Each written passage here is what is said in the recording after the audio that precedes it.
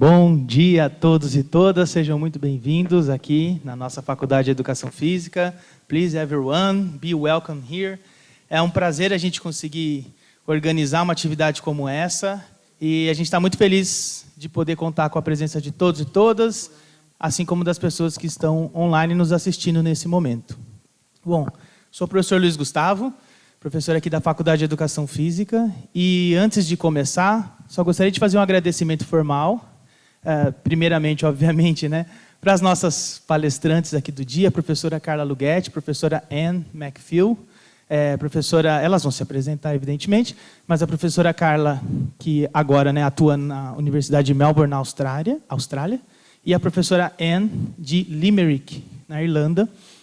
Elas estão aqui com a gente por meio de uma série de atividades com o fomento da universidade, isso é muito importante ressaltar. Então, agradecer também à Unicamp, à FAEPEX, enfim, agradecer as pessoas que promoveram, possibilitaram que isso acontecesse, professora Maria Luísa Tanure Alves, professora Larissa Galati, que trouxeram elas para uma série de atividades, e, evidentemente, elas estão fazendo várias coisas aqui, né? Então, nós conseguimos ter esse momento com as duas juntas, elas vão fazer outras atividades nas próximas semanas, já fizeram bastante coisa também. Então, agradecê-las, explicar para vocês que essa atividade ela tem uma certificação, então, quem esqueceu ou não viu, tem um QR Code ali no início, para você registrar o seu nome, vai ter uma lista de presença e a gente consegue emitir um certificado de quem está aqui presencialmente. Tudo bem? Esse é um workshop mão na massa, prático, então teremos algumas atividades, como vocês podem ver, de dialogar entre nós. No entanto, a atividade, evidentemente, vai ser feita em inglês. Então, eu estou apresentando aqui em português, mas a atividade está organizada em inglês, evidentemente, por conta da professora Anne. E nós vamos aqui, né, nos organizar, e se vocês precisarem de alguma ajuda nos grupos, a gente vai passando aqui também para se orientar. As atividades até estão traduzidas também em português e inglês, mas elas vão falar em inglês. Tudo bem, gente? Então, mais uma vez, agradecer vocês, agradecê-las, e desejamos a todos, então, um ótimo workshop. Tá bom? Muito obrigado. Thank you so much, Luis. I think it's okay. Good morning, everybody. We'll be talking English today. Anne promised me that she will do her best to speak English as well, because sometimes she speaks so fast, and she's from Scotland. It's an area that is sometimes hard to understand, but we'll be doing our best. I want to, again, thanks Luis, thanks Malu, and thanks Larissa for this opportunity. I think it's incredible. I've been in Australia in the last 6 years, and since I arrived there and like a few years before, I started publishing in English in journals of Q1 or high impact factor, and that was something that I learned a lot from Anne, from David, and other scholars. It's not something that you read a lot, in the sense that you can read papers that would guide you in how to navigate, publishing and reviewing. So I think this is a wonderful opportunity to all of us to talk about something that I think we need to produce more knowledge. We have a few papers that would help us, thinking, but I think you learn a lot when you start submitting papers, when you start doing reviews. And I think a workshop like the one that we have today will be wonderful, so I'm really excited to do that. I want to just start by introducing us and talking a little bit about our own experiences in doing reviewing and also submitting papers or publishing. Do you want to start, Anne? Okay. I apologise for my reliance on English. All I can offer you is that I'm very passionate about the early career academic space. And while my subject discipline is sport pedagogy, I now have a position in the university where I oversee doctoral education across the whole university. So I'm very much in this space in relation to supporting early career academics in relation to how to publish their work and how to do that in a way that upholds a level of honesty and integrity in how you do that. And we'll talk about that more towards the end of this morning, where there are ways in which you can publish that will make you unpopular, and there are ways in which you can publish that will make you popular and actually start to work with colleagues in a very honest and trusting manner. And I think that's really important to remember. Most countries are driven by metrics. It matters how much you publish, it matters where you publish, but the common discourse now is changing in relation to quality. So it used to be, how much do you publish? Now we're starting to move into a realm of, is it quality that you're actually publishing? So I find myself not only as an associate editor of the Physical Education and Sport Pedagogy Journal, so I am reviewing articles that come in, but I am also mentoring colleagues and PhD candidates who are submitting their articles to that journal. So I think I won't say any more because I think you'll get to know Carla and I more as we go through the workshop. You'll get some ideas of our philosophies and perhaps how we negotiate and navigate the system. I think the one thing to say is if you do have a good mentor or a good community, publishing is not something that should be a chore. Maybe Carla and I are two individuals that are very different, but we love to write. And I think that you can see that and you can read that when you look at published work. It's not a chore for me to write. I love to write. People might choose to go for a bike ride on a Saturday morning. I would love to sit and write for 3 hours. I'm a very sad individual. But that's what makes me happy. And that's not always the case. Young academics find themselves in a space where you are told you have to publish. They take the joy out of it, and I think what we're going to do today is try and encourage you to ensure that this is a place and a space that can be safe for you, and that you can actually also enjoy it, and you can learn a lot about yourself as well. Thanks, Anne. And I just want to say that I think this workshop will be interesting because Anne brings a lot of experience. Like she's really old, like 50-something. There's no need for that. I'm just kidding. But she brings a huge experience in being someone from Europe and in navigating publications. But I think what I can contribute to the discussion is thinking about, what means like being English as second language and publish in an international context. So I think we have a few slides here, and we'll be discussing some of the challenges that are unique, in the context of being from South America, trying to publish in high-impact journals that they are most, in English. So my experience starts with PESP, so Physical Education Sport Pedagogy, the one that Anne is the associate editor for like many years. And then I always did several reviews there. Like I remember years where I would review 10, 11 papers. I received twice an award as the best reviewer, of the year for the journal. And that was something that I learned so much. So today we'll be discussing how publishing and reviewing, they are so interrelated. I would say if you want to publish in journals, I think the exercise of reviewing is fantastic. And I, experienced this process. Then I start review for Sport Education and Society, one of my favorite journals as well. I learn a lot in reviewing for Sport Education Society, particularly seeing other people's reviews. So I always spend a lot of time when I submit my review and then the authors come back with the papers, I spend a lot of time reading the second review or the first review comment, and I learn a lot from this process as well in reviewing and reading the other reviews' comments. And now I am an associate editor in JTPE, so Journal of Teaching and Physical Education. That is an American journal. And I'm for the first time seeing what Anne has been experienced. So we have the reviewers, the one that they do the reviews. Then we have the associate editors, the ones that would sign the papers to the reviewers to review. And we have the editor that oversees everything. So in the last 6-7 months, I've been experiencing the associate editor role, and we can share a little bit about that as well. I think it has been a wonderful possibility, and we would love to share more. In terms of what we are aimed to do today, as you can see, so first is talking about identifying some of the journals, and I hope you all here, you are in Physical Education, Sport Pedagogy area. If you are not, it's okay, but we are here prioritizing the knowledge that we do have in Physical Education, Sport Pedagogy.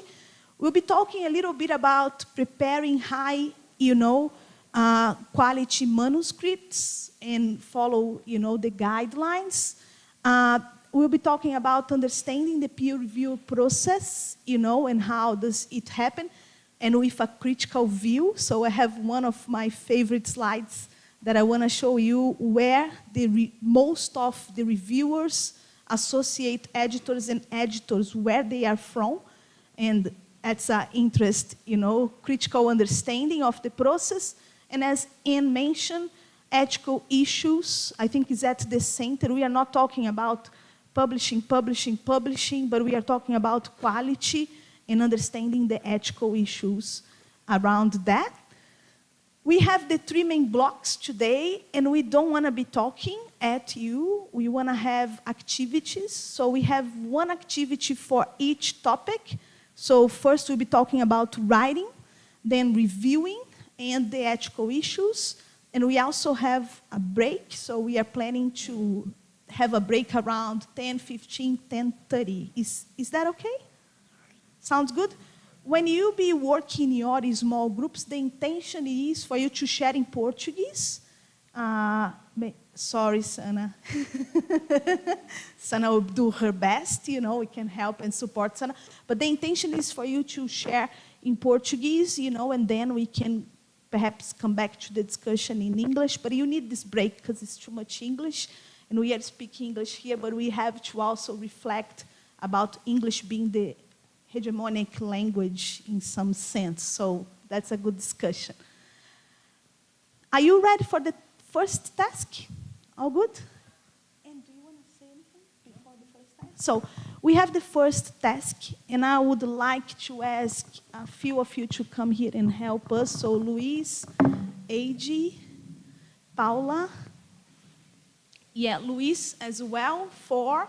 So we will divide you in 4 groups here. Bartira, can you help us as well?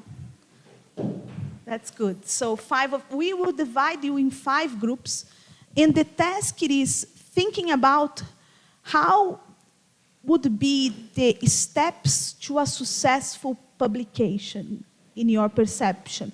So we want you to discuss and order the pieces of paper, and how would you think about what is going first, what is going second, third, towards the end, okay? So what are the steps for a successful publication? Em português, vocês precisam ordenar os papeizinhos e o que vem primeiro, o que vem segundo, o que vem terceiro. Vocês podem usar o chão, tá? Usem o chão.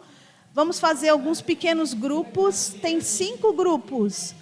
Grupos de 5, tá ótimo. Grupos de 5 ou 6. Isso, 5 ou 6. Tem o Luiz aqui. Bartira. Bartira, vem aqui, ó, Bartira. Vocês podem usar o chão para ordenar, gente. Mover-se também. E o pessoal do YouTube pode tomar um café.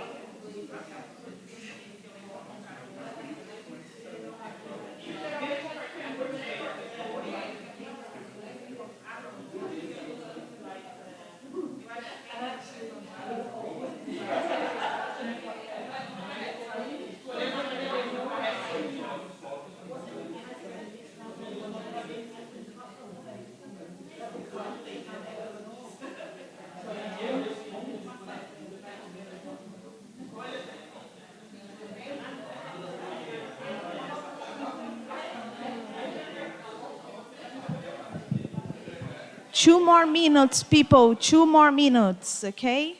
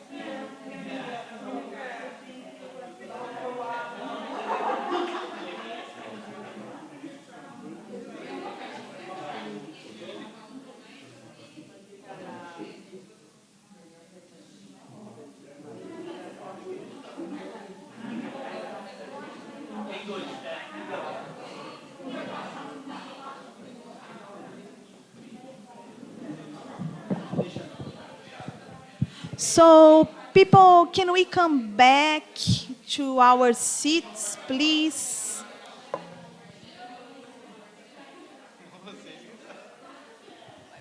Sounds amazing. So, what we would love to do now, yeah, is always Larissa's group, you know, that is not well behaving. Larissa? Larissa.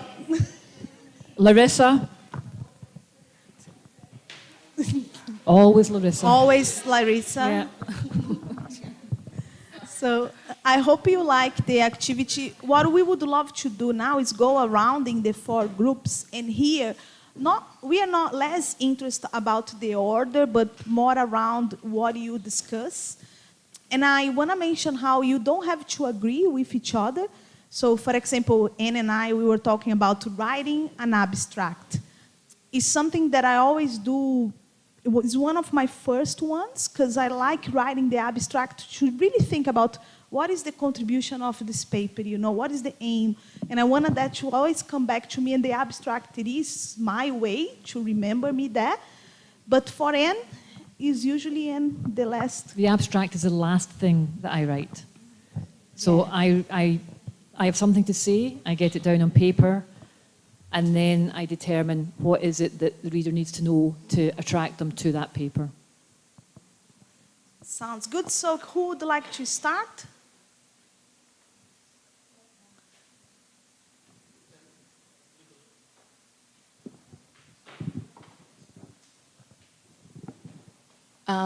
In our group, we discussed about the order of abstract. You have different point of view here, but I think the main issue was around if we should make contact with the editors, and if we should, why and when. What's the purpose of doing this, and if you are allowed to this? So usually when you submit or upload an article to a journal, you are asked to put a cover note, and that cover note is a letter to the editor in relation to you would like the editor to consider your paper, it's not been published elsewhere, it's not under review elsewhere. To me, there's no need for any other information because I'm not sure what an editor does with that information, because you're submitting the paper on good faith that, you know, it hasn't been published elsewhere, it's not under review, and I'm not sure what else you need to tell the editor. So I would keep any correspondence with the editor to a minimal. If you have questions about the appropriateness of the paper, by all means you could contact the editor, and the editor might say to you, yes, we'd be happy to review it, but we're not promising that it would be something that we would accept for publication. So I would see very little correspondence directly from those submitting. But, I mean, we were talking, it's a very small community. So we either know each other or we know of each other. So I think, you know, there's really no need to be writing to the editor to explain the context of your paper. That's all very evident when it goes for review. Yeah, and I just want to add, again, like we have different perspectives, that's the richness. So I will give you 2 examples where I really contact editors and that was essential in publishing. So a few years ago, I decided I would publish in Action Research Journal. So it is a high impact journal in education. All my publications, they are in physical education, sport pedagogy. So I was like, that was something different, challenging in some sense. So I decided before submitting the article to write to the editor, as Anne mentioned, and was something that completely changed or helped the process. So the editor was lovely, you know, and was someone that replied my mail, you know, suggesting 2 papers that they were published before, you know, and she was really focused in showing me that to publish in Action Research, the innovation or the uniqueness of my work to action research as an area should be better described. So that, you know, I was like more than 4 months thinking about, you know, because I'm really good in telling the stories and showing what happened, but not about conceptualize a lot in how does it change the whole area, you know. So that really pushed me to think about my work and how that would change action research as the whole area. So that was one example. So I think email, if you are unsure about your paper, email the editor with an abstract and ask is something that I think you could do. And people are quite friendly in our area, you know, so that was one. Second example, I submitted a paper to Sport Education Society, and I received 2 reviews. One was a hard but okay. The other one was a kind of really tough review, you know, where the concepts that they were asking us to use was something that we were not familiar with, we were really unsure. So I'm sure that if you publish papers, you probably experience having different reviews. And I think we don't do that well, you know, and in our area, like the editors. And in education, the reviews that I've been receiving, they do that better. So the editor role is truly guiding us authors towards understanding when we have 2 different reviews. You know, so in education, sometimes the editor would write, you know, so I'm expecting you to do A, B, C. The reviewer 1 is suggesting, and, you know, C and D, the review 2 is suggesting. So in my experience with Sport Education Society, was a second round. So went 1, came back the second round, and I was like, they will reject the paper because one of the reviewers are not okay. And then email the editor was central, because the editor you know, helped saying, Carla, you are right, so you do X and Z, and that will be okay. So that was another example that contacted. That reviewer could be in the room. Oh, yeah, if you are here, sorry. Just saying. But okay, so different perspectives, but to come back, I mean, the question is, I took that as initial contact for the editor. I would probably less likely to contact an editor on initially submitting, but I would not be slow in going back to the editor if something had happened with the paper that I didn't think I agreed with. But initially, no. I think, you know, there's a level of trust in relation to, you know, if you really believe your paper is best for that journal, you know, I wouldn't be trying to sell it to the editor. I would submit it and see what happens, and then I would be contacting the editor. Well, two questions regarding the peer review process that you are addressing. The first one would be, well, I have trouble with my memory then. But when you, we're speaking about a blind review process. But what if the process is open? Because some journals, they have an open peer review process, such as Frontiers, for instance, and you can talk to the editors or even the reviewers during the process. Well, I forgot about the first one, but it would be a good question. Okay. So there are some journal, I know Frontiers, and there are others. Escape me that you actually can, if you submit, you can actually say who you would like the reviewers to be. You can give the suggestions of who you would like the reviewers to be. That's less common in our own discipline, or a discipline area of sport pedagogy, but I think it may be something that we actually have to seriously start to think about in relation to open science and open publications. So sometimes we actually see in sport pedagogy, we actually see people who choose to name themselves as reviewers. You know, they'll say, if you want to contact me, I'm the person that's reviewed your paper, and it's up to the editor whether they would keep that in or not. So for me, if a reviewer wants to be named, or they want the authors to know who they are, I will share that information with them. I'm not sure. I think blind reviewing has a purpose, but I think in relation to a sense of community, again, you know, if we want to build a sense of community and a trust and learn from each other, I would have no issue in actually being named, you know, as a reviewer. I'm not sure how many people would remain as our reviewers if we were to introduce that. I would suspect there would be some people who would not want to be named and probably shouldn't be named in relation to perhaps the types of review they give. Now that you mentioned the community, I remembered the first question. it would be about the, when you said that we, or you, are part of a small community. But that would be the case of a small community or perhaps a well-connected community instead of being small, because there's a lot of people working on it. It's an excellent question. Excellent. I was talking yesterday about, I think, you know, some of us are more privileged than others. I'm very privileged in the sense that I've been part of different communities as I've gone through my career, both national and international.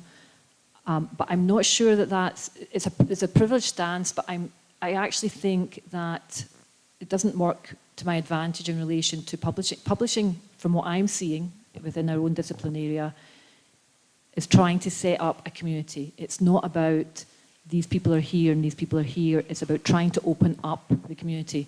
So I certainly know that within sport pedagogy, what's actually sometimes more attractive to us is authors or countries that we've not heard from.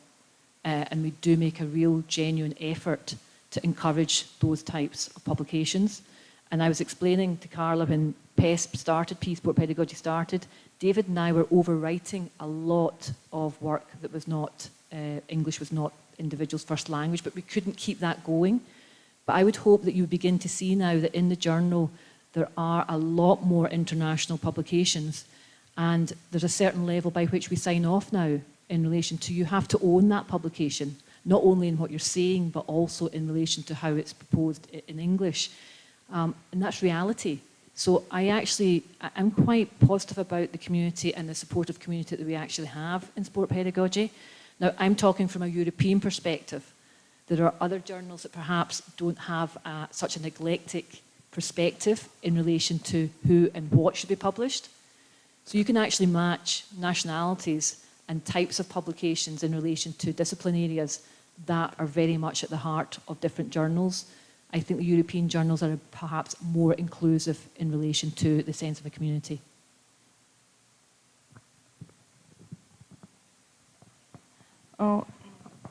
We talked about, like, we don't have like a consensus on the order, like you said. We talked about when to contact the editors. We also said, you know, if it's like a special issue, maybe you have to contact the editor first. We also talked about you can write the abstract before writing the paper, because then you know like what is the idea, and it helps you to choose a journal. We also talked that we can conduct a literature review before choosing the journal, to know which journal could be more receptive to your work. I don't know. Anything else? Yeah, that's amazing. And I was thinking how the literature review, doing the literature review, I usually have two levels. One, it is the review around, you know, the topic broadly, like, for example, physical education, teacher education, and social justice, like broadly. But then when I choose the journal, I will do a second review that what was published in that specific area in the journal that I want to publish. Because I think one of the key pieces in publishing journals is making sure, you know, that your work is talking with the audience of the journal. You know, and thinking about the main journals that we have in our area, they have different audiences, I would say, you know, and I want to hear you on that as well, because I will tell what I think, but maybe you have more experience than I, you can help. But think about like physical education, sport pedagogy.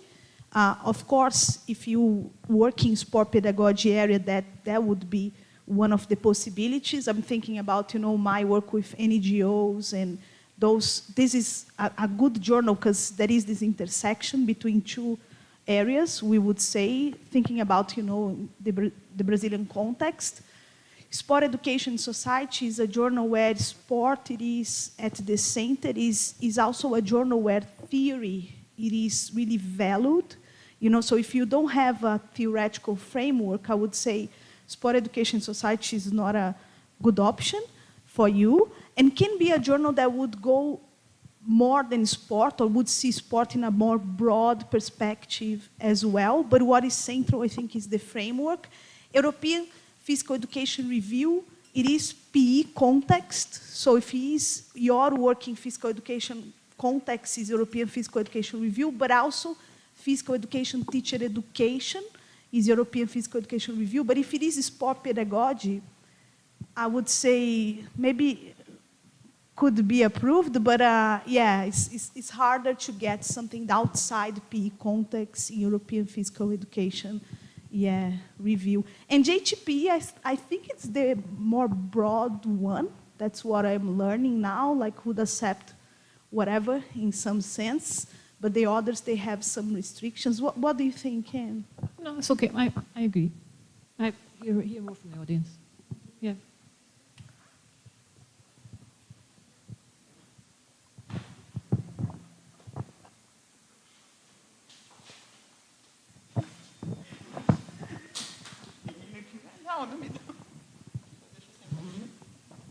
Okay, so what I would highlight, we discussed how we would promote and disseminate our work along the way.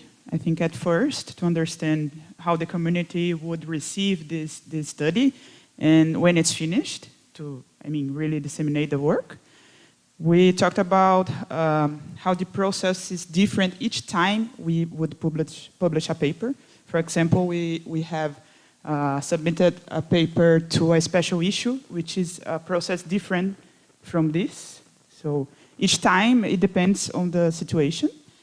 We also discussed, for instance, that we would choose the journal first, but this is a process that happens one time, because if your paper is rejected, this wouldn't be the case, because we would have to adapt the paper to another journal. So this is a process that would happen one time, choosing the journal before writing the paper. I think that was the main topics discussed here. Vocês adicionariam alguma coisa? I think so. That's it. Yeah, and I was thinking as well how I've seen a few authors that they submit, they write a paper and then they submit to this journal, then rejection. Then they go this journal, rejection. Then they go this journal, rejection. And they know improve the paper. So I strongly suggest, I know how hard it is to publish internationally. I know how hard it is, but I would really encourage you to, when you receive a feedback, and can be a desk rejection, desk rejection is stopping the editor. So you send to Sport Education Society, David, the editor will have a look and go back and say, sorry, and we'll have like a feedback, that's desk rejection. But particularly if passed to the review process, when you have reviewer 1 comments, reviewer 2 comments, I strongly recommend you to read, and improve the paper. I always tell this story. I received a paper in PASS, PESP. That was, I think, 6-7 years ago. Then I wrote my review. I submit. And then 4 months after, I received a second review, to do in sport, education, and society. Another paper came, and I accept. And guess what? Was the same paper, that I submit my review in PESP, came back in Sport Education Society, because it's my area, John Evans, in that time, emailed me to review. And when I read the paper, guess what? The change that, the reviewer suggested was not there. So that was the first time that I copy and paste, because I have all my reviewers saved. So I copy and paste my review from PSP, and I submit in Sport Education Society the same review.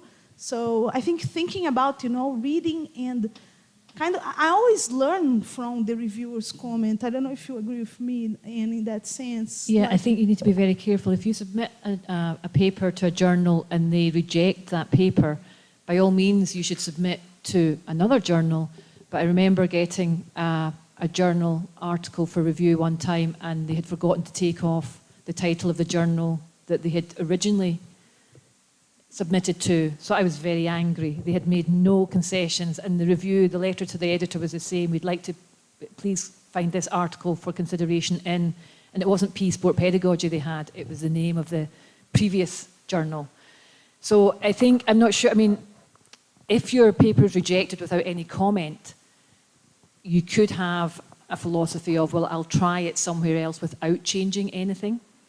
But if you have submitted a paper and you've got comments back from it that would improve that paper, you then need to make a decision.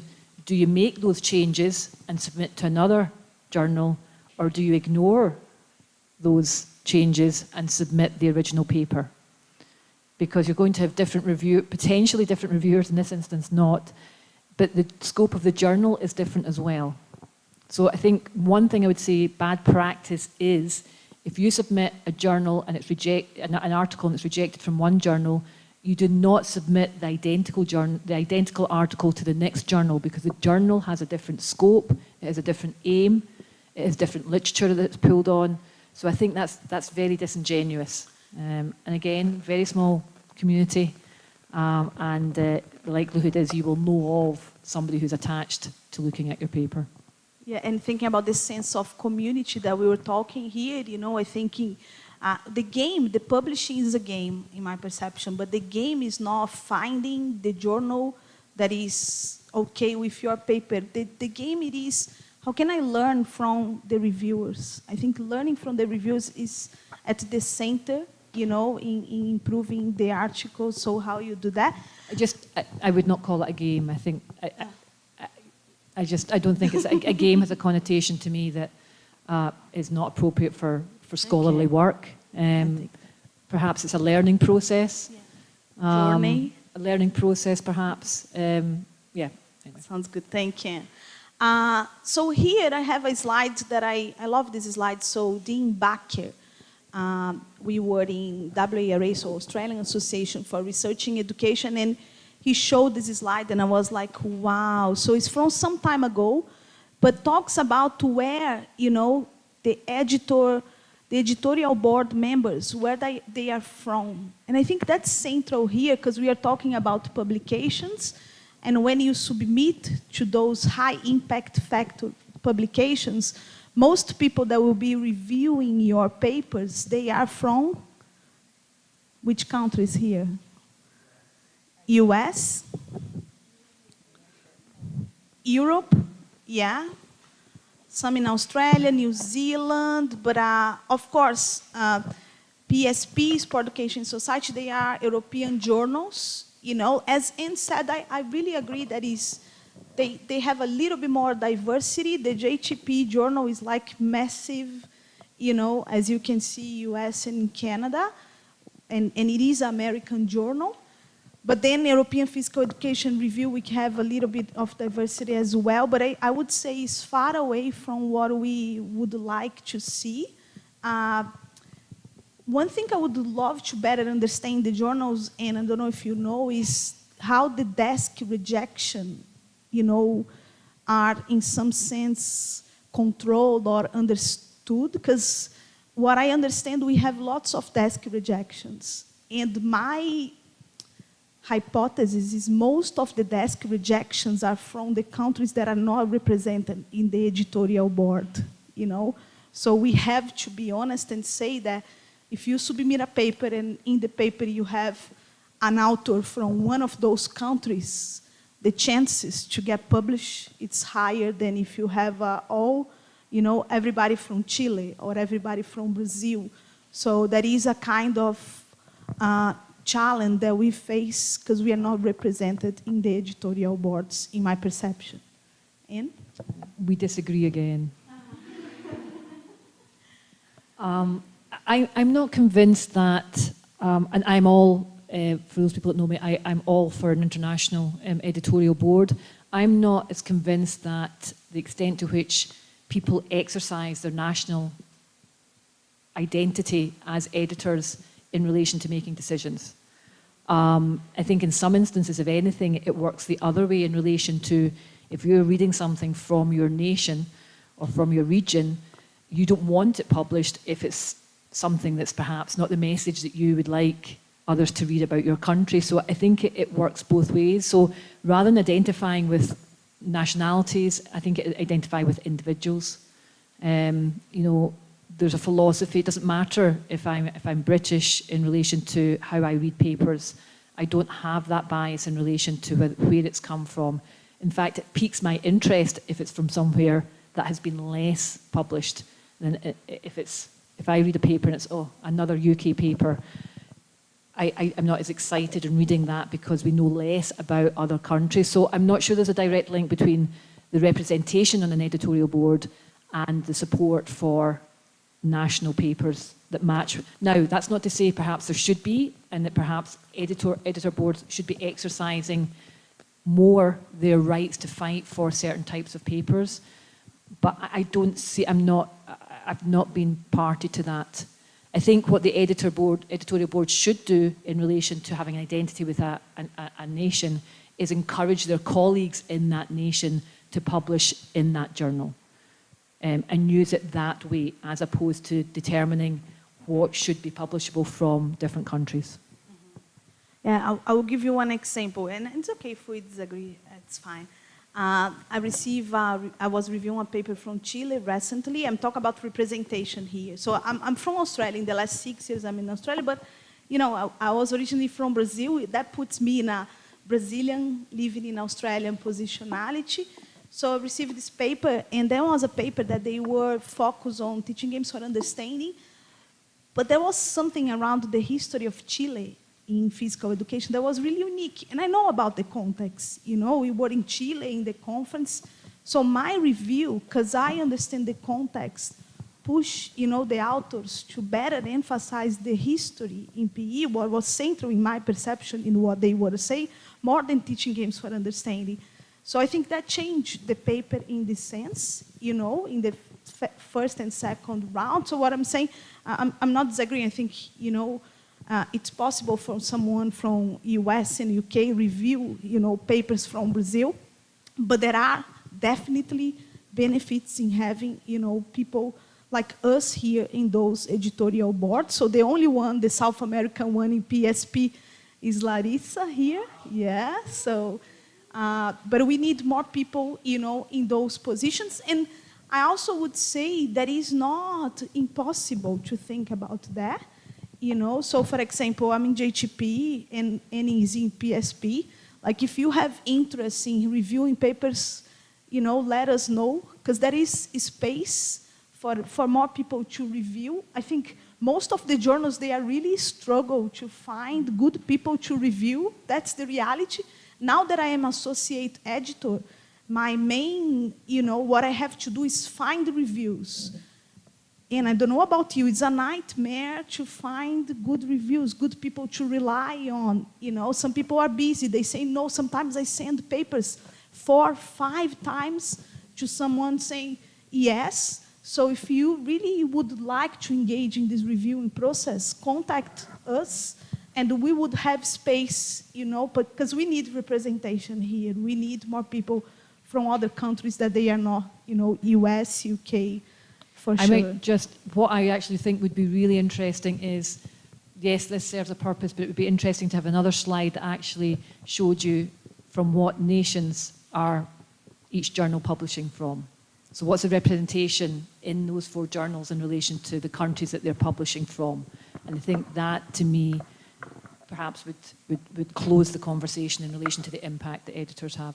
And the other thing about reviewing is, if you're a PhD candidate, I've done it with a couple of my own PhD candidates where I will say, I get them to enter themselves as a reviewer, and I work with them on the first 2 or 3 reviews for a journal.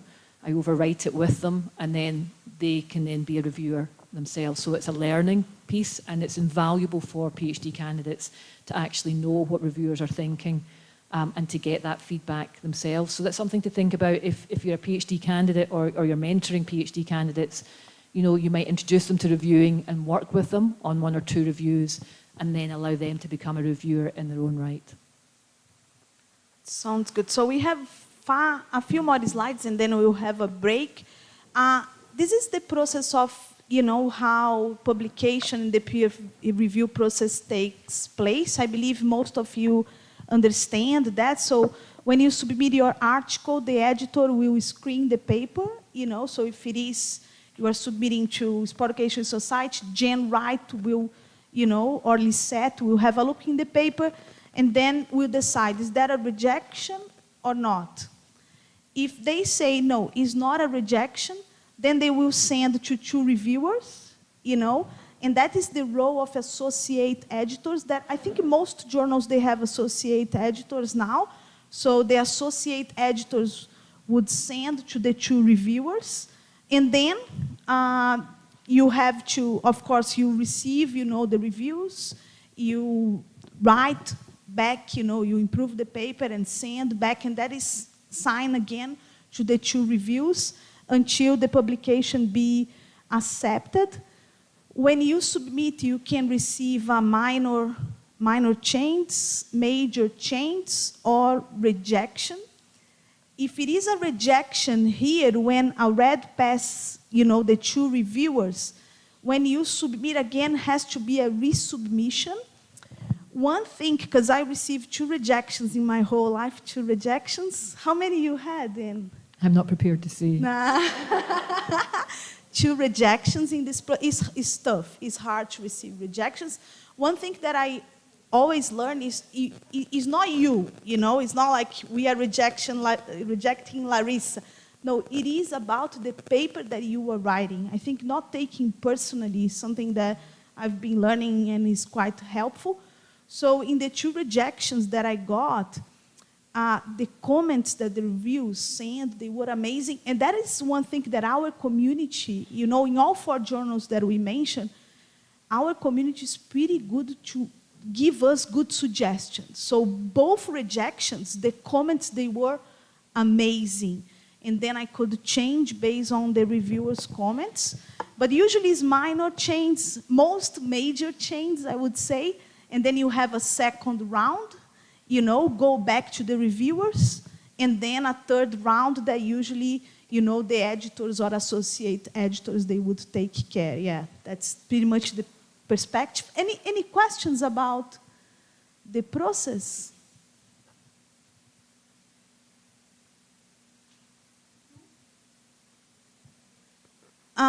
Here we have a few, you know, common reasons why publications are rejected. I will mention just a few of them, and maybe you have others for sure. When you know, submit your paper to the wrong journal, you know, so it doesn't fit, as Anne was mentioned, the aim and the scope of the journal. So that's something to you to always think about, you know, what is the audience and how can I make sure that my paper, it is addressing the audience of, this journal. When it's not making any contributions. So what is new here? That's something I always think about in my review. What is new? So it's just another paper talking about, I don't know, sport education. And I'm just remembered when I contacted Anne for the first time to publish with Anne. I had, like I said, Anne, I have, you know, I'm applying sport education in a gymnastics context. I want to publish that, and you ask me, you know, what is new in what you are doing? So we have a lot of publications in sport education. What is new? So I think that's one of the things you have to be able to answer. There is no framework, no theory, or the theory is not aligned with what you are writing. I think that's quite important. For some journals, I would say is really important, as Sport Education Society.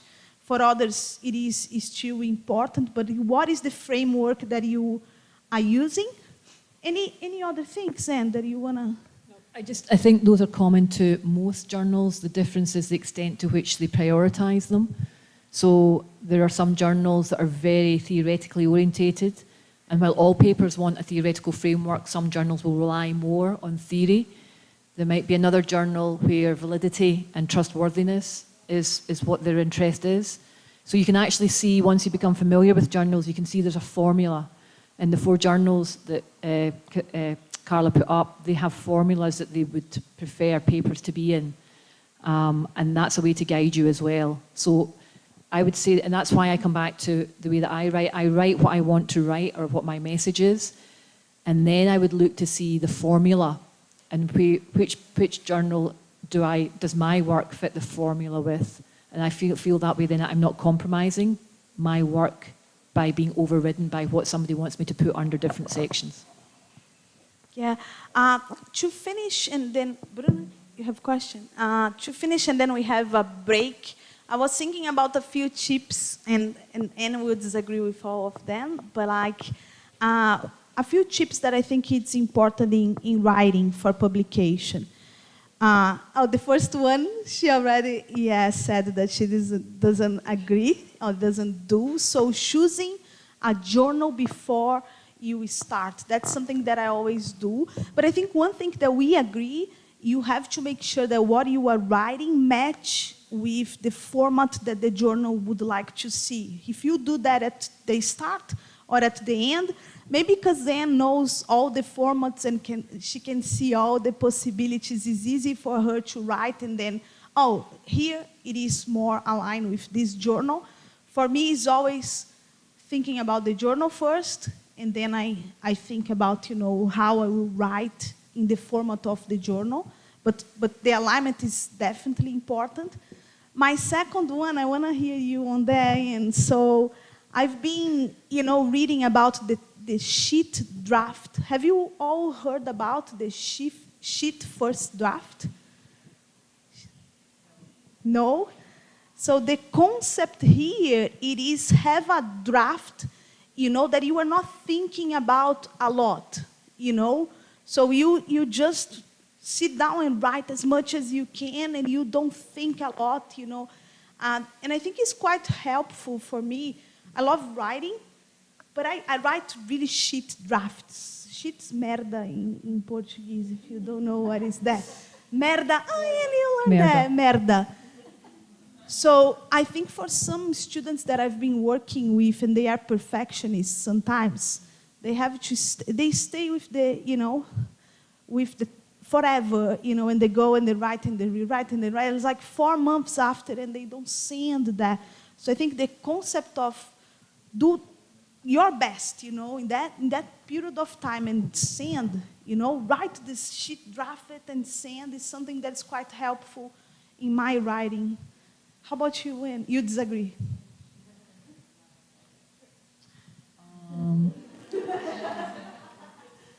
I'm not sure I'm going to admit to writing a shit draft. I think one thing I would say that would complement what you have said is the time that people spend in rewriting. And I think you have to appreciate that you have an idea, you write it down on paper, that idea isn't going to change significantly in relation to the number of drafts you do. So I would say you do a first draft, whether it's not good or not, you might do a second draft, and then I would say after a third draft, you need to submit to the paper. I have colleagues that I know have, you can see in the title, draft 12, draft 13. That's just a waste of time, because what you're doing is you're second guessing what the review is going to say about your paper. So I would say you have an idea, you stand by your idea, you're confident in it, submit it after your second or third draft and take the feedback. I don't think you're going to gain anything from working up to a draft 12 or 13 and then submitting. To me, you're just wasting time. And it's perhaps not your initial idea, and your initial idea is probably very good. Yeah. And in my experience, writing, like if I have 4 hours today to write and then tomorrow to write, it's better tomorrow to have a few dot points or paragraphs that they don't make sense, but I highlight. And so rewrite your own sheet draft is better than having nothing. So I know a few people that if they don't have this perfect idea, this all organized, no, I have to read 2 more papers, 3 more papers, 4 more papers. Like, no, just sit down and write this fucking shit draft, actually, listening to us, it's actually amazing we actually publish together, because we have totally different perspectives. Sounds good. Yeah, so if you consider, if you like. The third one, this one we agree. And come on. Yes. Third one, so don't take reviewers' comments personally. That's so important. I've been working with, a few students and people that they oh my God, this comment, you know. So they start the table to reply to the review comments, like fighting all the time, you know. Oh, we don't have space to do that. Oh, thanks for it, but that's, if I do that, I will da, da, da. So it's a fighting. The reviewers' comments, you know, replying to reviewers' comments can be a kind of amazing dialogue. So I love, for example, when I can say to reviewer 2, you know, thanks for your comment. I address blah, blah, blah. And reviewer 1 also mentions something else that I add. So it's a kind of really beautiful dialogue, but you always think about not taking personal. It's not about you. It's about, you know, a piece that you wrote. I think that's essential to you to think about. Do you agree? I agree, Carla. Yeah. 1 out of 3. The last one, and that's something I've been learning a lot about, the translation of knowledge that's more than the publication. So you know, you have this paper, it will be published. So can you plan to how that would be disseminated? You know, we know that a few people read papers. That's the reality. So how can you think about other ways? LinkedIn is definitely one of the platforms that I've been using a lot. You know, so thinking about, I published a paper, you know, beginning of this week. So I wrote, you know, like a few of the messages in my paper and I published on LinkedIn. It's still not as good enough, but it's something. So how can you record podcasts? We have, you know, Risto's podcast, Researching Health and Physical Education. It's an amazing podcast. So if you publish, you can contact Risto and say, you know, Risto, can I, you know, record a podcast? So thinking about knowledge translation that is more than, you know, just the publication that you write. You agree with that? I agree, but I'm also very bad at number 4. I write and I move on. I have so much to say that I don't take it, and we should, because it comes back in the sense of our own community. We do some fantastic work within sport pedagogy, but we are not as aggressive or as strategic as other colleagues in other disciplines are in sharing our work. And I think we need to find a way of doing that and supporting each other to do that. Okay. Just to give an example, a colleague of mine, I would never think about that. See how amazing was the idea? So he always there, he published a paper, he goes to his references list, and all the authors in his references list, he email and say, see, this is the new paper that I publish, you know, it is a practice. So if it's someone you are citing in theory, someone that would be interested in reading your own work. I've never done that, but I think it's interesting. So what are the other ways we can disseminate what we do when we publish, you know, in a high impact journal? Yeah. Sounds good? Ready for a break? So let's have a 20 minutes, 10 to 15. Oh, the boss is saying 15 minutes. So we are back in 15 minutes. 5 minutes, Luiz.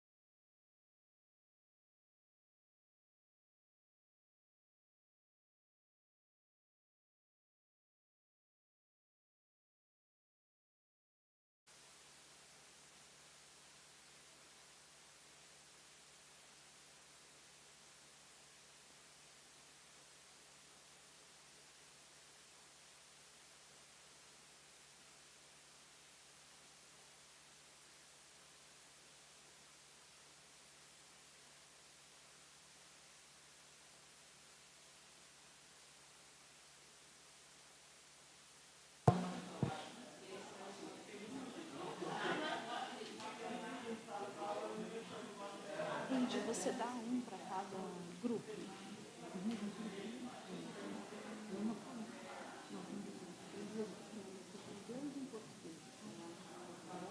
Eu acho que tem 10 cópias, você só precisa...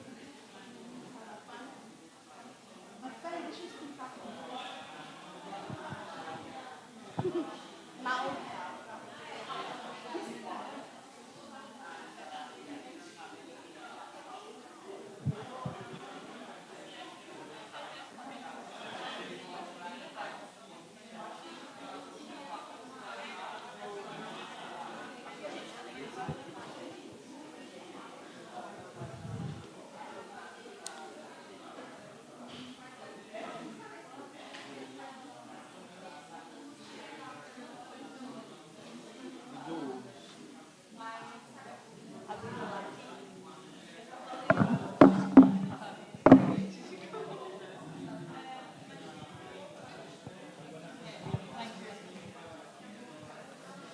so, hello back, everybody. Yeah, if we can just sit down. So our intention now is to spend the next 30 minutes in activity, like an interactive activity to discuss about the reviewing process. Can I just ask to you to raise your hand if you have experience reviewing papers? So who here has experience reviewing papers? Can be in journals in Portuguese as well. Experiencing reviewing papers? Bruna, experience reviewing papers? No? Experience in reviewing papers, some of you, good. Who has experience in reviewing papers in English? Who has experience in reviewing papers in English? Yeah, that's good, that's good. Can be that as well. Sounds good, yeah, just for us to understand. So we want to spend 30 minutes in talking about reviewing. We have slides with like lots of things that, Luis, I don't know, is possible to send to everybody? Because I don't think I will have time to go to all slides. Because I really like the interactive piece. We want to hear you more than, talking at you. So if that's okay, yeah, Luis can send. Maybe if you pass like a paper where people can write down their emails or registration. Mm-hmm. Perfect. So Luis will send all slides, so don't worry about, what is in the slides. We have a first activity now, so you'll be working your small groups again, so 4 groups. And here we want to hear about your experience in reviewing papers. So what are some of your perceptions or expectations in the peer review process? What do you think would be the most valuable, or challenging aspects in doing review? So I think in small groups, you always will have someone with the experience in reviewing what would help for sure. If you review someone else's work, what approach would you consider? And in your opinion, what are the components thinking about an effective review? So how an effective review would look like? So I really need your help now, AG, Paula, to create the 4 groups, and we will report back. So you have a few minutes, and we have the questions in Portuguese as well here.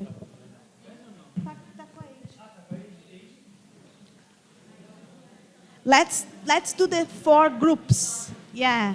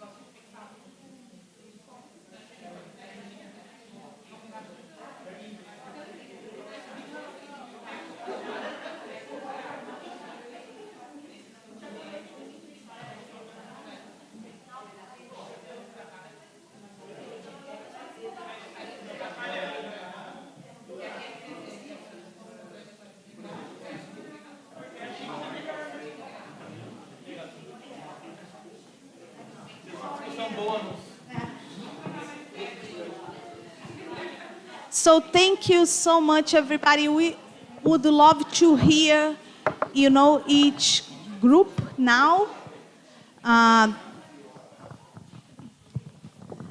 Is Larissa starting? So we just want to hear a little bit of your thoughts, you know, in terms of, yeah, what would be the components of a, you know, a good review and so on. So,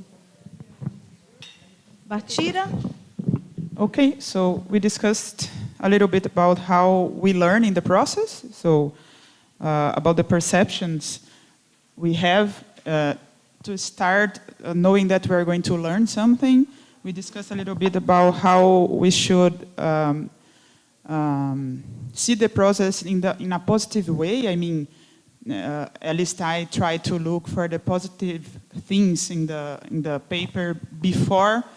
I mean, just going at first with a negative view to look for mistakes and for bad things in the paper at first would be a bad thing for us. So in terms of approaches, we think that we should be clear in the way that what we are asking. Sometimes some reviewers are vague about the contribution and you cannot understand what they are wanting to what are the contributions, what we should change. So to be clear, it's a good approach. And one thing about the components of an effective review, it's that to start giving an overview about the paper before starting addressing the specific points. So I mean, when the reviewer writes a paragraph explaining the overview of the contributions the authors should address, and then addressing each specific point after this, it's a helpful way to help us improve our paper. Yeah, amazing. Yeah, amazing, Bartira. And like, there are different ways to write reviews, but I think starting with the positives is something we all can do, you know. So thanks for submitting this paper. This paper has a few positive points, and then you A, B, C, you say to the authors what are the positive points. I think is a really good practice. And as Bartira said, thinking about what are the main points, you know, that should be addressed, the general ones. You know, you can go to specifics, page 1, page 2, page 3, but I think start broad is really helpful for the author to think about the decisions that they have to make. Like, for example, in reading the paper, if I feel like the theory has to improve, so that's key. So that would be the first thing I would write, and I would explain why. You know, it's not just the theory has to change, because some reviews, they do that. You know, it has to change why. So why, where is the problem? And then you help the reader. I don't think reviews, they have to say, has to change to this other theory. You know, I think good reviews, and maybe Anne will not agree, but good reviews, they show the issues and they ask you questions, but they are not saying to you what you have to do. I think that's your decision as an author, you know. But you can say, maybe it's there, could be there. So there are different ways to solve the problem. But what are the major problems? Is theory, is the methodology, you know, is the lack of argument. It is not addressing the audience of the journal. So those are the points that I think good reviews should do. Yeah, Anne? I agree. Sounds good. We had a very similar discussion about that. We think it's important and we expect reviewers to be very clear and also detailed about the review, because sometimes we see some vague reviews and very short, which is not very helpful. And also one thing that we discussed was about that we think is important in terms of what is a good review or effective, is a review that not merely assess if the paper is good or not, but really help us to improve the paper in a better version of it. So anyways, it's like to offer comments that help us to understand what is the problem, what are the problems, and maybe possible ways to solve it. Yep, I think the first two comments have been very positive, and I think in majority of cases reviewers are very positive. It's up to an editor to determine whether a review does not go back to an author because it's not positive or helpful. And I think when you look at reviews, I would say 99% of reviews are genuine. They're very gracious with comments. People spend, when you review a paper, you can spend, for those that have done it, you're spending at least half a day, if not a day, if you're doing a good job. You're investing a huge amount of time and effort from that. So I think, again, I'm very positive about the process. And I was like, learning, it's a learning process. You learn so much from it as a reviewer, as well as having reviews yourself. So I appreciate the positivity around it, the comments. Yeah, and I was thinking about two bad practices that I see. No, let's just stay with positive. Huh? Stay with positive, move on. I'll move on. Okay, next. No, I want to say, so two bad No. Larissa, come on. Larissa, go. Well, maybe you will disagree because we didn't go in the same way. We made more questions than answers. That's good. Okay, move on. So we start. Can you cut the microphone here? So we started asking, who is the owner of the paper? It's not the reviewer. So how can we respect someone else's job and not just try to adjust the other person's work to what the reviewer wants? And why do we need to review? So why do we do this? To correct, to judge, to technically support the paper, to find the contribution to the field, to make the message stronger, and to fit it to the journal. And we spend some time thinking about both when we are reviewing or when you are writing, about sometimes when we have a workshop and a more technical conversation about publication, we feel that we feel always adjusting our working or ourselves to the journals. And it's important to understand the scope of the journal, but it's about science. Science supposes diversity, new ideas. So are we reviewing to make it more homogeneous, or are we supporting the writer to bring some new ideas, to challenge the field? We want people to agree with us or to disagree with competence. So it's more about these philosophical ideas behind the review that we talked about. Okay, I'll take the first one, ownership, because we spoke about it in a sense in the first group here. And we were talking about, if you submit and you get reviews back, you need to determine the extent to which those reviews maintain the integrity of your work or they change your work. There are reviewers who will make comments on your paper because they want to read a different kind of paper.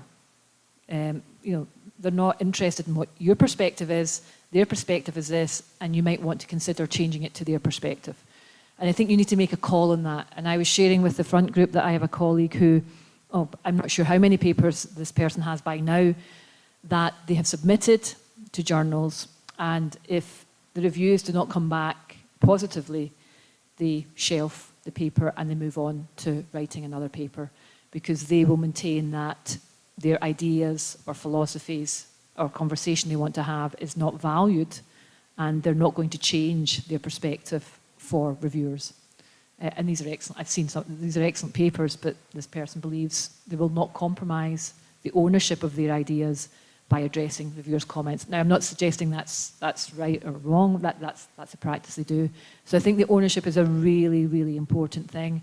And I think as you come through a career, that ownership piece will become stronger. I think as an early career academic, it's very hard, for you not to make some level of compromise on the basis that the reviewers are helping you to do that. But I think central to all of that ownership is your relationship, again, with a mentor or a supervisor. To me, what you submit is not a project, it's part of you as well.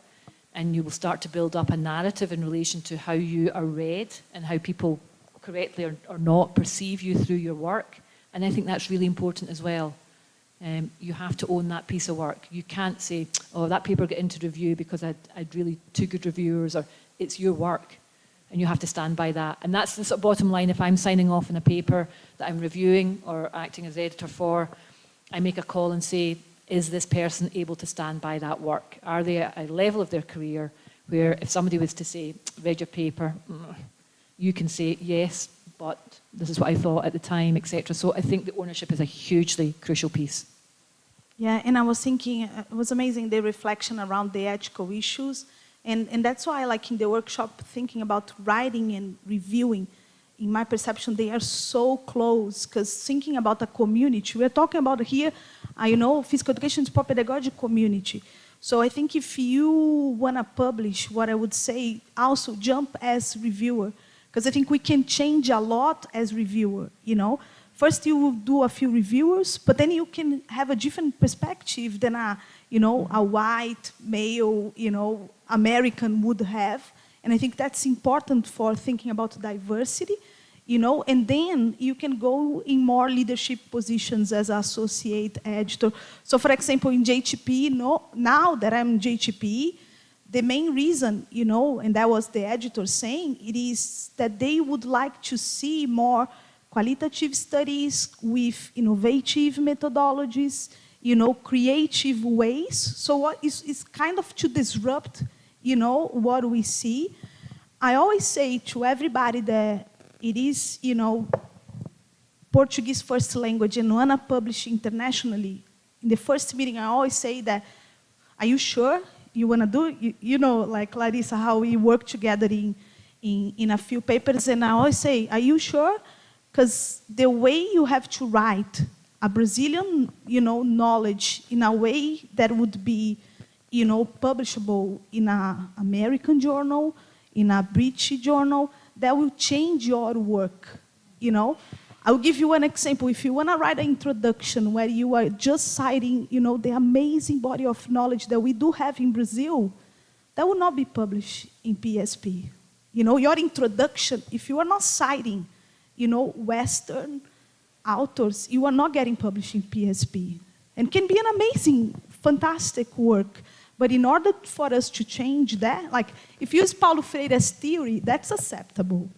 But using Walter Bracht as the whole introduction and the justification of your paper would not get published in PSP.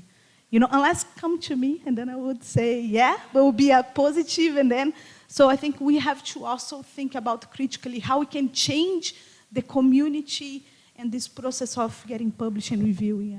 I think it brings us back to the first part conversation about who are in the boards, and because it's peer review, but we don't have peers there. So if I could, I'd love to invite the editors of the journals to try to submit a paper to another country that's not English. The time, the effort, the challenge, it's sometimes I think, why do we want to publish there? And when I see that slide that you show, to me the message is, you are not welcome. Because we don't have peers there. So those groups, they have peer review. We don't. So we are always adjusting to give part of us. We never give our best in English. So are the journals really interested in this? You know, so that's why I think that's important to have diversity in the boards, because it's the step one. It's almost nothing, but it's the step one for all the rest. But I'm sorry if I'm being a little, why do you want this if you are not welcome? Yeah, definitely. I think it's a fair question to ask. And thinking about, you know, if you publish in Portuguese, we have amazing database like Cielo, and it is open access. So we are talking about knowledge production, you know, in a language that would not be read by most of people that you know, would like them to read, and it will be not open access. So I think it's a really fair question to ask. I also want to mention how we are now organizing a special issue called Amplifying South American Voices. And I want to just walk you through the whole challenge to have, dual language. Like, we face so many challenges, and with Taylor and Francis. So Taylor and Francis, they are the publisher of Sport Education Society and some of those journals as well, because they were not trusting us to do dual language. Because our intention it is to break down the barriers of language. People can submit the papers in English, Portuguese, or Spanish. So Taylor and Francis said, oh, but 8 papers, they are too much, that's risky. How about 4 papers? We said, no, we want 8. Then they said, Portuguese and Spanish, how are you doing that?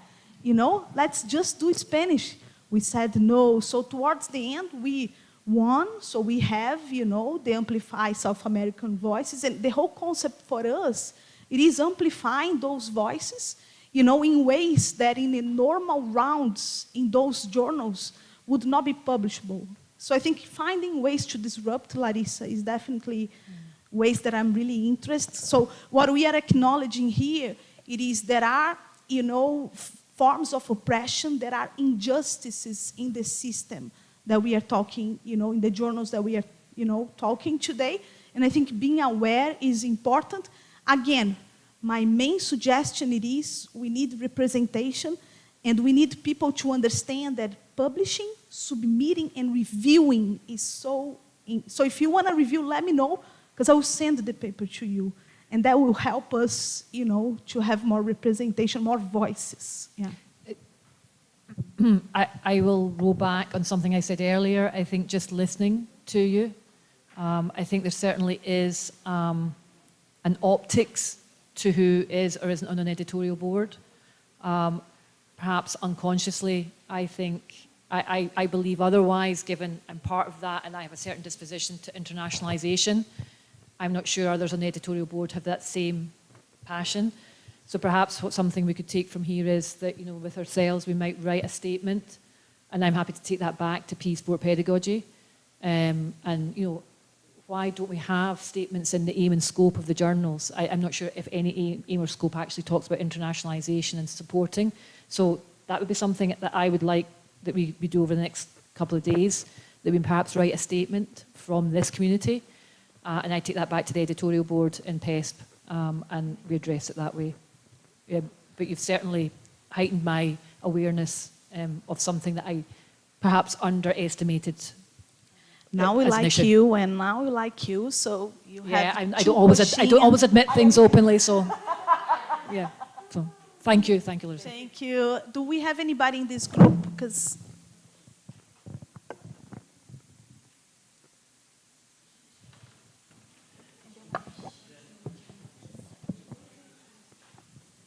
I'm sorry, but we didn't do our work correctly, because we talk about the same thing about internationalization and the knowledge and how can we achieve the global knowledge, because we talk about how our knowledge in the international journals can be just regional or local. I mean, if you go to this kind of journals, your knowledge is just something related to your region. So it's better to publish in Portuguese, for example. And we talk about it. Yeah, thank you. With no answers. Thank you. Yeah, it's an amazing discussion, and I think being aware of that is amazing. And on Tuesday, that's an invitation, and I and a group of scholars here will be sharing about a project we were together called Solidarity in Action.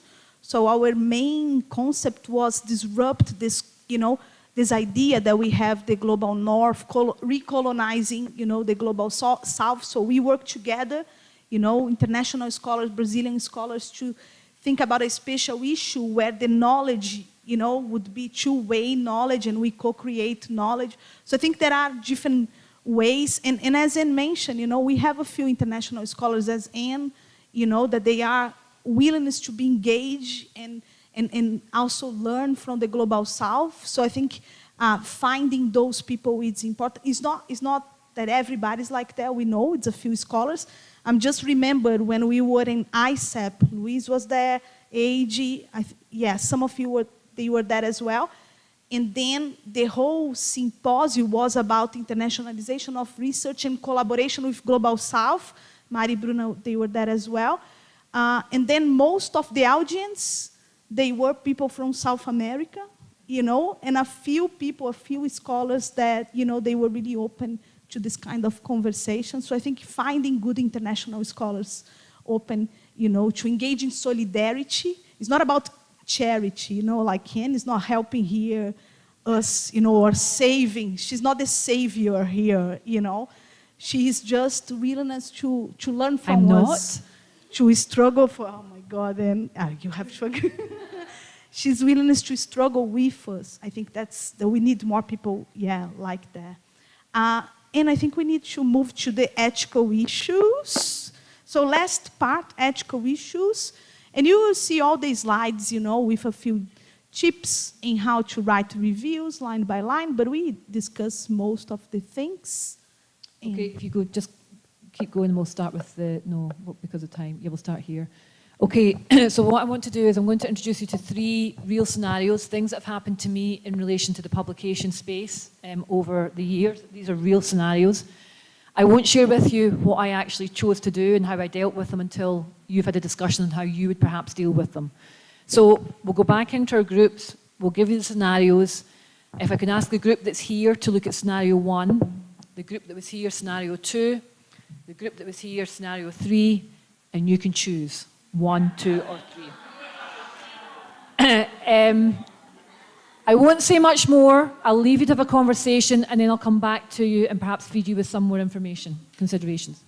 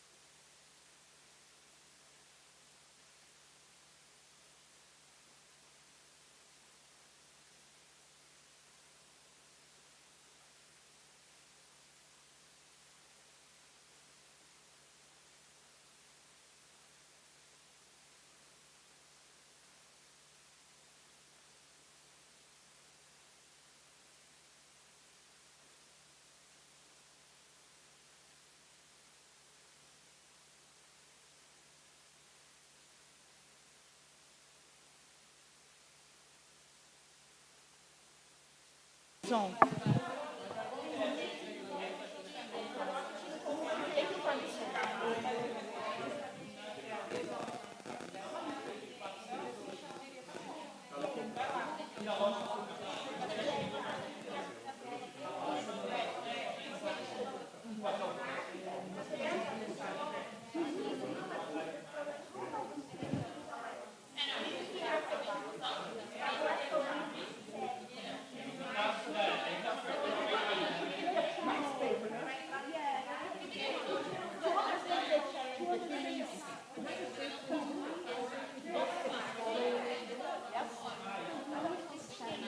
Okay, folks, one more minute. One more minute.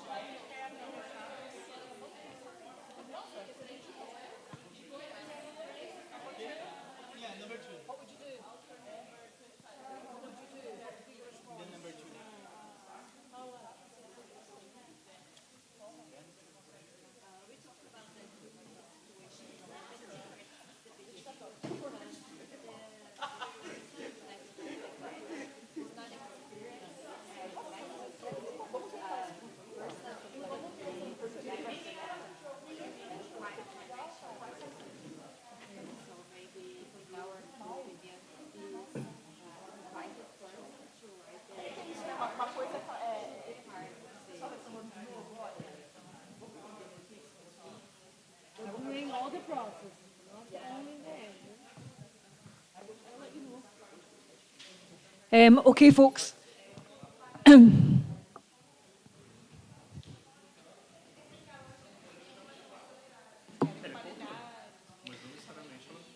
Okay, so you have some idea. You have some idea how you might respond to that scenario, and of course you don't have all the information. You didn't live the same scenario that I lived, but I'm going to get you to go back to the scenario after I share some information with you in relation to research integrity, and then you can say to it whether my decisions were the correct decisions in relation to upholding research integrity.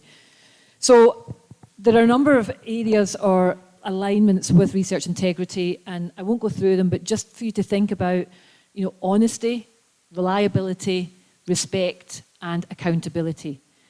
And those are 4 tasks in relation to upholding research integrity in relation to how you actually work with others. But because the 3 scenarios I've shared with you resulted in publication or not with my involvement, I just want to spend a wee bit of time talking about authorship and publications. So within, you know, your own institution, if not nationally and internationally, there are guidelines in relation to what constitutes authorship. So what actually does it mean for you to be named as an author on a paper? And this is probably one of the most frequent requests I get in my role in overseeing doctoral education, is doctoral candidates coming to me asking should they or should they not be on work that is part of their PhD project. So I think if you author and publication, if you've made a substantial contribution to the conception or design of the work, or the acquisition, the analysis, or the interpretation of data for work, you should be an author. And if you've drafted the work or revised it critically for important intellectual content, also, if you've got the final approval of the version, you should always sign off as the final version. And if you've agreed to be accountable for all aspects of the work. And that means if somebody again questions you about your work, you don't say, oh, I didn't read that part, I didn't write that part, that was Carla's part. You have to be accountable for what you actually submit and put your name to. So in relation to my own institution, to give you some context of where I was coming from in making the decisions for the 3 scenarios, you're not considered to be an author if, firstly, you've acquired funding. Acquired funding does not necessarily mean that you should be named on a paper if you have not been involved in the research process. Okay. Secondly, if you're the owner of a grant and or equipment. So if you have a piece of equipment that somebody has used in your research, that does not entitle you to be part of the paper unless you have been somewhat active in the previous slide. So owning a piece of equipment does not mean that you are named on a paper. The third piece, and I'm not suggesting I agree with all of these, but again, our guidelines are that if you have been involved in, if you haven't been involved in data collection, you should not be considered as an author. Feedback without contributing to conceptualization. So again, you're not considered if you have provided or not provided feedback in relation to the paper itself. If you are somebody who's a paid researcher or consultant, and you've been paid to help with the paper, that does not mean that you are an author. Now, I struggle with that one in relation to I might work with research assistants. And for me, if a research assistant is paid on a project, I would always have them named as an author. So I actually am contravening the guidelines of my own institution. And then by being in a leadership position, that does not mean that you're an author of a publication. So if you have a line manager or a head of department or head of school that asks that they be part of your publication because it's important to them to have publications, they should not appear on as an author. So that's my institution's guidelines, but there's a lot of patterns there that I see across nationally that people abuse those levels of power that they have. And I know of other colleagues who are on papers because one of their earlier career colleagues is in the same department or school as them, and they feel they should be on the paper as well. No involvement. So I think you need to be really conscious of the conversation around authorship. What's not permitted in UL is to gift or silent authorship. So that's a case where you've not been on the paper, but I'm going to put you on. You don't gift authorship to anybody. The second thing is, as well, is to guest authorship in relation to you saying you invite somebody onto the paper as a guest. If they have not contributed in any way on the other side, they should not be on the paper. And the second thing, which has become quite popular in some disciplines within the wider field of sport kinesiology, perhaps, is this mutual support authorship that I'm aware of, where you put me on your paper and I'll put you on my paper.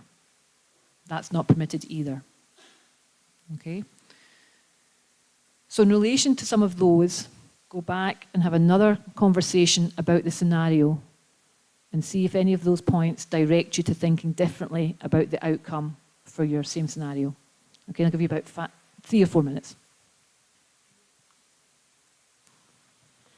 Yes, só traduzindo para os pequenos grupos, agora entendendo a questão de autoria, isso mudou um pouco da discussão do que você pensou anteriormente?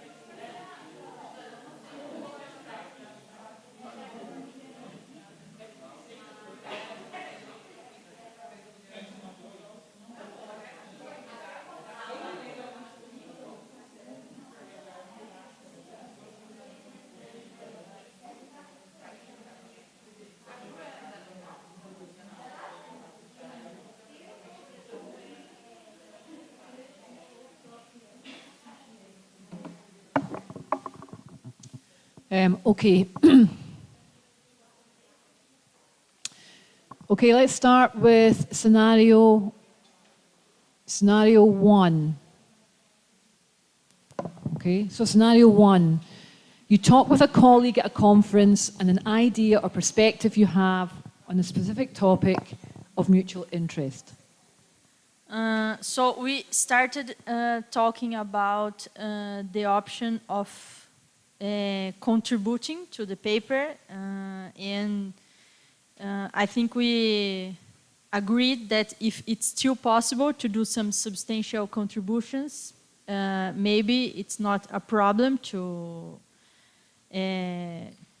authorship the article.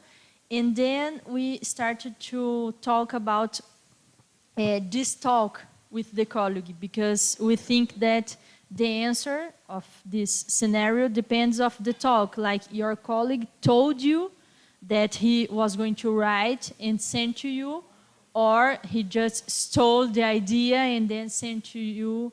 Like if it's done and you can help, then we have a problem. Like we are not going to sign the article, but we need to contribute. And maybe it's a project that you are already doing somehow. And we talked about this kind of two options. Like if we can help, really help, and if it was mentioned in this talk, or if we didn't have this talk before. Thank you. This group here chose number 1 as well, so your thoughts?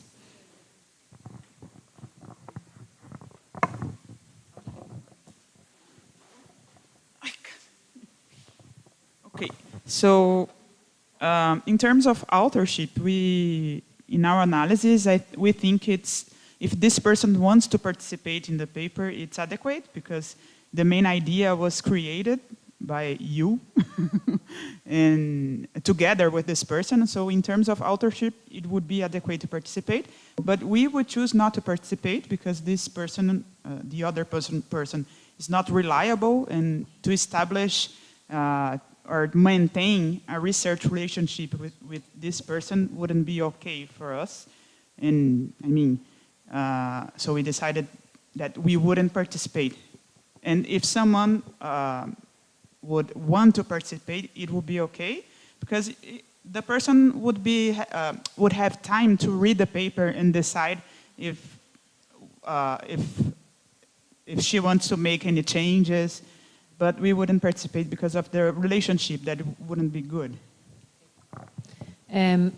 So a very mature response in relation to, going back and asking, is there space for me to be involved, etc. I wasn't that mature at the time. I was very angry.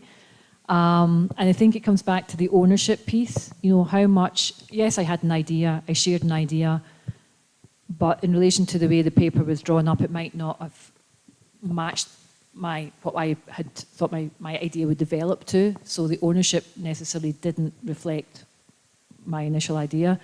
So I chose not to be involved. And we haven't communicated since. But when I hear people's reaction, I think, should I? Would I have been a better person for doing that? I'm not sure. I'm not sure. It mattered to me. And I think all 3 scenarios actually make me think about, I'm okay with my research integrity. It's perhaps these other people that need to think about their, I can stand by the decision I made. And perhaps research integrity, we always seem to focus on our own research integrity.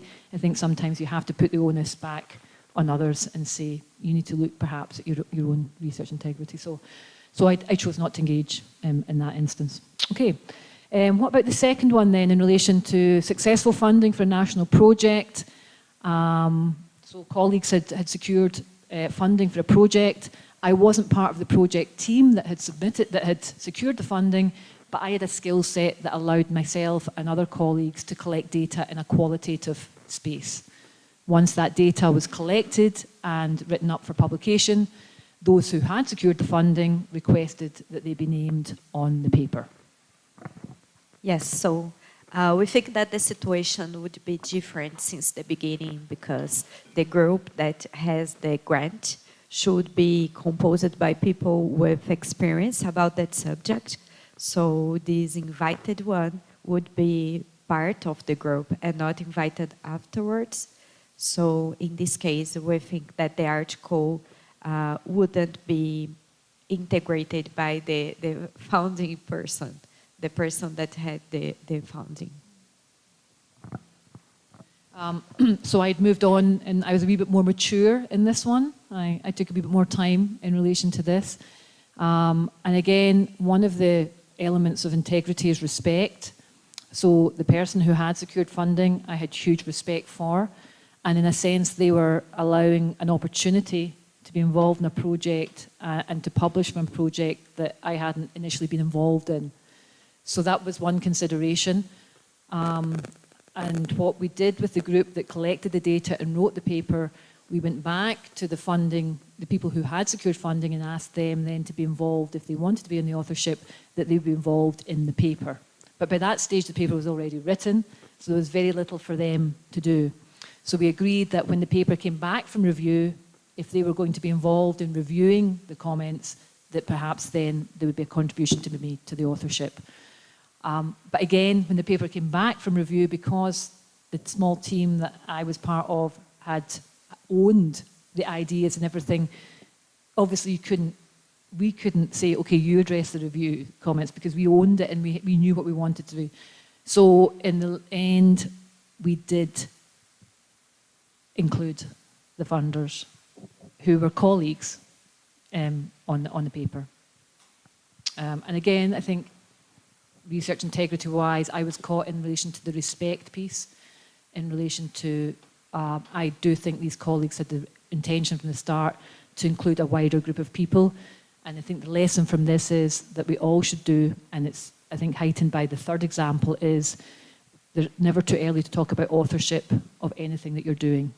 You know, so both of those scenarios would have been addressed if, at the very start, we had sat down and said, okay, who's responsible for what, who's going to be named as authors, and where are you going to be named as authors in the title.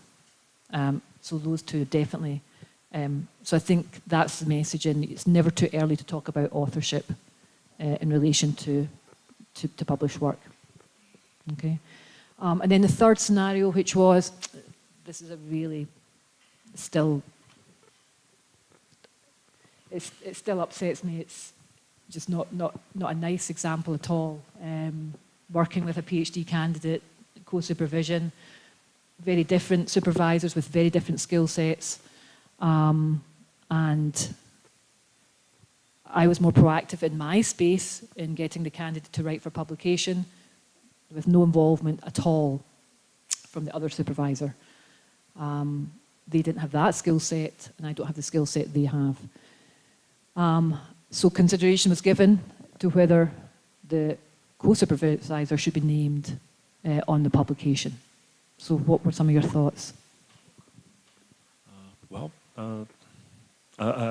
Firstly, I just want to say that all the three scenarios, they can be really triggering, because we relate to them quite closely due to the experience. But being straightforward about it, no way. That's it.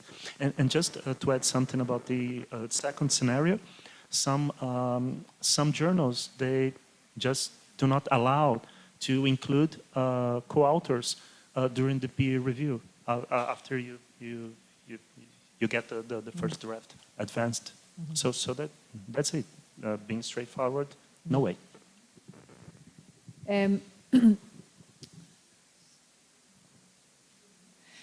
This really wasn't my decision to make. It was the candidate's decision, because I would be strong enough and robust enough to come back from whatever decision was decided. The candidate perhaps was in a much more precarious situation, and I shared my preference with the candidate, and they had gone back obviously to their own peer group and spoken with people, and she had been advised that it would be remiss of her not to include all the supervisory team regardless of what the involvement had been, and that was how apparently PhD supervision works. There are instances where maybe one supervisor is involved more heavily than another, but because it's a supervisory team, that everybody is named on authorship. So in this instance, her decision was that she would name both co-supervisors on her publication. And the good thing is she graduated. She's done her PhD. So, but it's still something, and here I am compromised. You know, I was able to, I've resolved in relation to my respect. This one I am compromised because I think particularly in a PhD relationship, you're looking to set standards, you're looking to mentor, and you're looking to embody research integrity and to teach that to your PhD candidates. And so this one, yes, it's left me. Yeah, and I just want to add how, you know, I did my master's here, PhD, so I know about the Brazilian system at least 10 years ago. And one thing that, first time that I heard that supervisors, they would not need to be in publications was when I was in Australia. Like in Brazil, in my perception, was something unthinkable.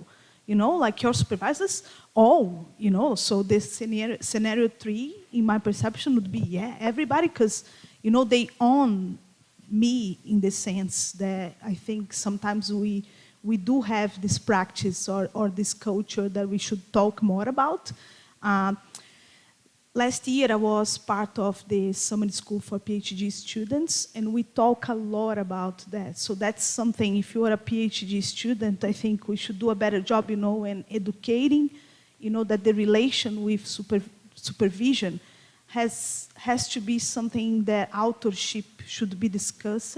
You know, it's hard because there is a power relation, you know, you are a student and someone is supervising you, so there is a pressure to be, like, to give you an example, during my 10 years here, you know, doing master's and PhD, a colleague of mine once, she was doing a PhD, her supervisor submit her work, and the supervisor put her name as first. Can you imagine that? Submit to a journal as first author, a student supervisor. So that's real stories that we do have, and it's like unbelievable. So I think we should talk more about authorship. Supervisors, they don't own, you know, eles não são donos dos Larissa, come on. They are not, no, you know. So it's a PhD process, you know, and authorship can bring this discussion. What is a PhD, you know? You are not in a lab to do whatever your supervisor is asking, to the point that the supervisor would not be in your publications if the contributions are not checking what Anne is telling us about. And just also mention that we also have an issue with order here in terms of publications that internationally, I don't, like, if you are first, second, third, doesn't matter for you. Like, sometimes matters, but not here in Brazil. We do have a huge issue. So I also have seen, you know, PhD supervisors putting their name second when they were not contribute as a second, but they put their name as second because as second they would have more points. So I think we do have the same issue with positions as well. Yeah. Yeah, and I think sometimes there's an unconsciousness to it. When I was chair of the department, I would speak with colleagues who were more sports science than sport pedagogy. And they just were not aware of any issues with them being named as first author on anything that they were supervising, either at master's or PhD level, because it came back again, the ownership was with them. It was their ideas that they were sharing with the candidate, which is the opposite to my perspective in relation to PhD supervision. But that was a culture. It wasn't malicious. It wasn't conscious. That was a culture that had been reproduced for them. So I think there are disciplinary differences in relation to how we practice. I think if you can have a conversation about research integrity within those differences, that's more useful than saying what should or should not happen. If you're compromising research integrity in relation to how you're practicing supervision, I think that's a conversation to have. And it's a huge, I spend a lot of time now on that, and people are uncomfortable. But it's interesting the type of people who are uncomfortable with such a conversation.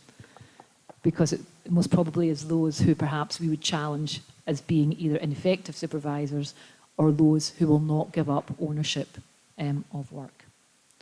So I think, to finish with, in relation to, we've spoken about publishing, we've spoken about reviewing, we've spoken about reactions perhaps to conversations you have with those that you might work with, and I think it's absolutely integral that you uphold scholarship in every aspect that you do. Be transparent, be honest, and ensure that what you do is the best that you can do and that you can stand by it. I think use that as your entry into publishing as opposed to the other way around. So be comfortable in yourself, be happy in yourself in relation to what you're about, how you perceive that in scholarship, how do you share that with others, and to me then publication will follow from that. So I'm trying to get you to flip it around and think about yourself and your own positioning. And be respectful and collaborative with others. I use it every day probably in relation to treat people in the same way that you would expect to be treated. So you're writing a review. If you're a reviewer, what would you like to see as somebody, if somebody was reviewing your work? And I think you just need that mutual respect in relation to what we do in the space.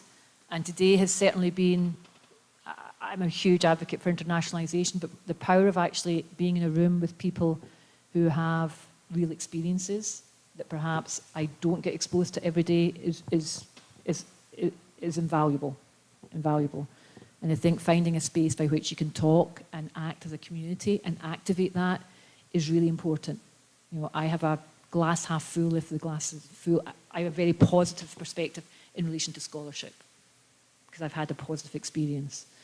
Not everybody has, and I think it's really important that we find an avenue by which that can be shared in a scholarly way, not to be seen to be, arguing or bickering, but to actually have a scholarly conversation about it, I think is really important.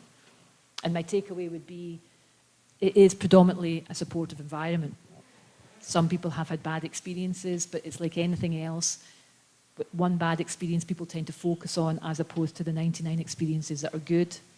And I would hope that most of you have a really positive experience in the space. Yeah. And I'll let Carla finish because she's Brazilian. I agree. I agree. But I would also like to say I am very gracious for I rely on English, and I appreciate that. It's a long time, 3 hours to sit, and I'm hugely appreciative of that. I don't take that lightly, so thank you very much. Yeah, thank you so much, everybody. It was a wonderful morning, and as Anne said in English, are you with a headache now? I remember, yeah, Brunis. Yeah, so we really appreciate your, effort, and I think was wonderful. I learned a lot. Yeah, so thank you so much. Yeah. Can we come here? Vamos tirar uma foto? Vamos vir aqui na frente? Cadê a Larissa? Ela saiu na hora da foto.